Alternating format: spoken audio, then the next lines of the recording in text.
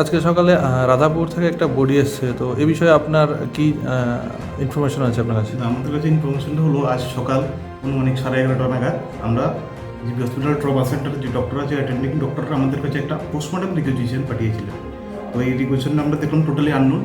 এই রিকুইজিশনে ছিল একটা আননোন পুরুষ লোকের যুবকের বডি আহত অবস্থায় জিবি হসপিটাল নিয়ে আসা হয়েছিল আজ সকাল 9টা নাগাদ। এরপরে একটা ট্রিটমেন্টে বা ওখানেই মারা গেছে। এরপর এই অনুমানিক 11:30 নাগাদ আমাদের কাছে ইনফরমেশনটা যখন লিখিতভাবে আসে পোস্টমর্টম রিকুইজিশনটা, সে অনুযায়ী আমরা দেখি এই যুবকের দেহটা খুমলুং এরিয়া থেকে ওই সিএসসি থেকে এখানে রেফার করা হয়েছে। এরপরে সঙ্গে সঙ্গে আমরা রিকুইজিশনটা দেখেছি এবং এরপর আমরা সঙ্গে সঙ্গে খুমলুং থানাকে রাধাপুর পিএসকে আমরা জানিয়ে দিয়েছি। স্যার, আপনারা বডিটা কি দেখতে পেয়েছেন? হ্যাঁ, বডিটা আমরা ছবি আমরা দেখেছি, ওখানে আমাদের স্টাফরা ছিল, বডিটা দেখেছি আমরা।